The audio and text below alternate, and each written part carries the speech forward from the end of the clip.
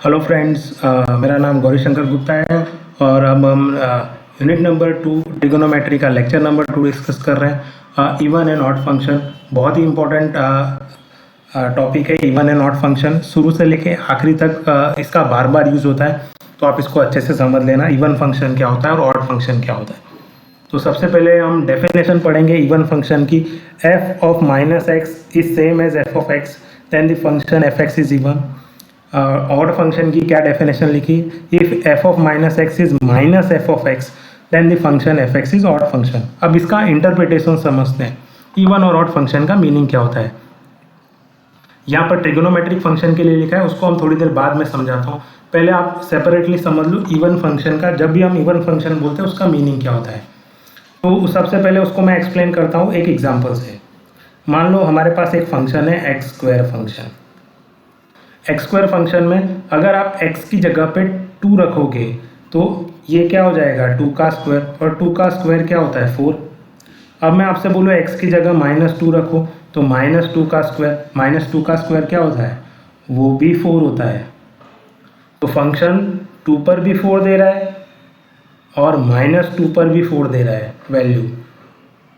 तो positive value input करने पर या नेगेटिव वैल्यू इनपुट करने पर फंक्शन में कुछ इफेक्ट नहीं पड़ रहा, वो आपको सेम ही आंसर दे रहा है। तो यहाँ पर जो आपका फंक्शन है एक्स स्क्वायर फंक्शन, वो फंक्शन क्या हो गया, इवन फंक्शन।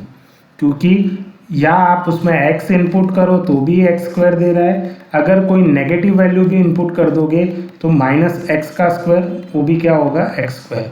तो दोनों केस में आपको आंसर सेम दे रहा है। तो या पॉजिटिव वैल्यू इंसर्ट करो या नेगेटिव वैल्यू इंसर्ट करो, दोनों ही केस में आपको आंसर सेम दे। इस तरह के जो फंक्शन होते हैं उसको बोलते हैं इवन फंक्शन। ये क्या हो गया आपका इवन फंक्शन। अब इवन फंक्शन का एक और एग्जांपल दे तो आप ले सकते हो x⁴। तो if you put x equals to 1 तो x⁴ यानी 1 का पावर 4, 1 का पावर 4 तो 1 ही होता है। अच्छा, मैं x की जगह -1 रख दूँ तो -1 का 4 पावर, -1 का 4 पावर मतलब -1 4 टाइम। तो ये क्या होगा, हमें पता है माइनस माइनस प्लस हो जाता है और माइनस माइनस प्लस, तो ये भी प्लस ये भी प्लस, तो सब प्लस, आंसर आएगा 1। तो -1⁴ कितना होगा, 1।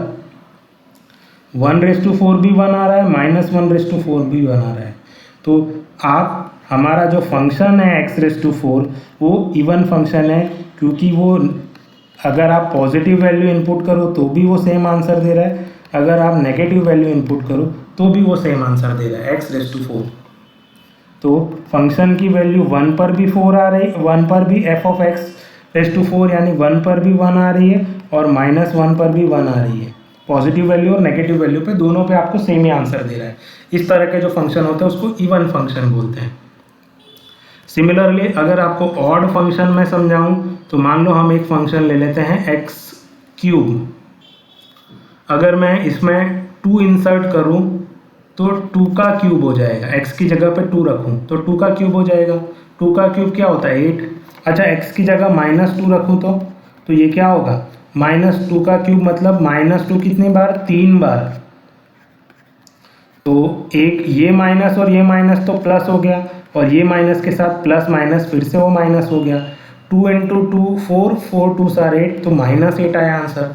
तो यहाँ पर 2 का क्यूब किया तो हमें 8 मिला, बट -2 का क्यूब किया तो हमें तो आंसर माइनस में मिल रहा है। तो इस तरह का जो फंक्शन होगा जो आपको पॉजिटिव पे क्या दे रहा है, पॉजिटिव 2 पे क्या दे रहा है, 8, और नेगेटिव 2 पे क्या दे रहा है, -8।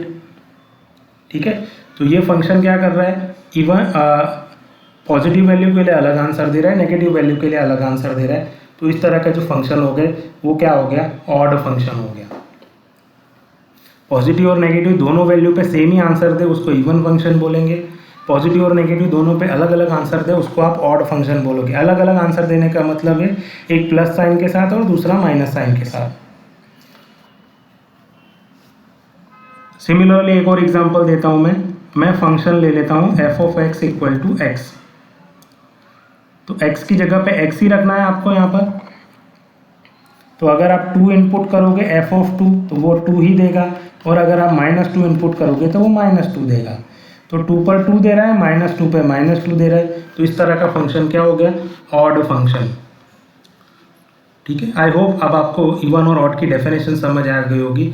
तो f of -x and f of x दोनों की वैल्यू सेम होती है, +x और -x पे फंक्शन सेम वैल्यू देता है।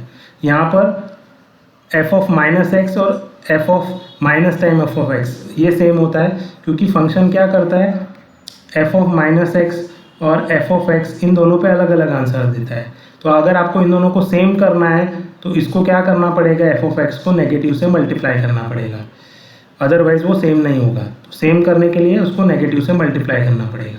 तो ये हो गया ऑड फंक्शन। हमें यहाँ पे सीखना है कि ट्रिगोनोमेट्री में 2 ही फंक्शन इवन होते हैं। पहला होता है कॉस, दूसरा होता है सेक। मतलब कॉस -x और कॉस x दोनों पे सेम ही आंसर आता है। इसको अगर आपको मैं समझाऊँ, अगर आपको एग्जाम में पूछे कॉस 30 डिग्री की वैल्यू क्या है, तो आप क्विकली बोल दोगे √3/2। मैं पूछूँ कॉस -30 डिग्री पे क्या होगा वैल्यू, तो वो भी √3/2 ही होगा, क्योंकि +30 डिग्री और -30 डिग्री पर आंसर सेम ही होता है, क्योंकि कॉस इवन फंक्शन है। सेम ऐसा सेक भी इवन फंक्शन है, तो सेक की भी पॉजिटिव x और नेगेटिव x पे सेम आंसर होता है। यानी कोई आपसे पूछे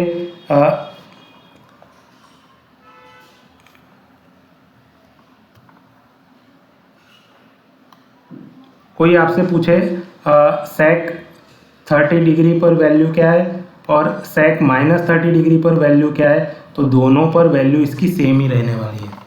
तो नेगेटिव एंगल्स में और पॉजिटिव एंगल में दोनों में वैल्यू सेम होती है, किसकी, कॉस और सेक की, बिकॉज ये दोनों इवन फंक्शन होते हैं।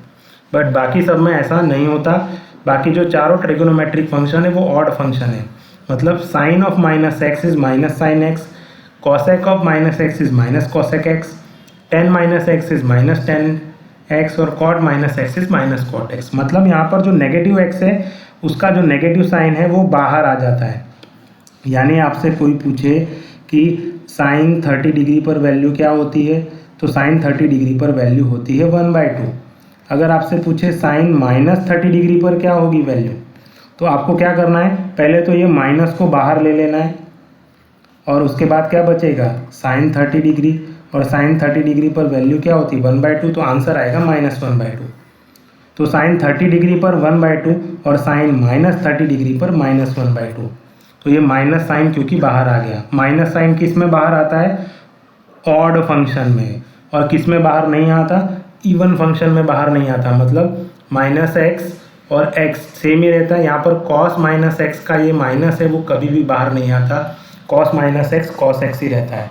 बट साइन, कोसेक, tan और cot में जो नेगेटिव है वो बाहर आ जाता है।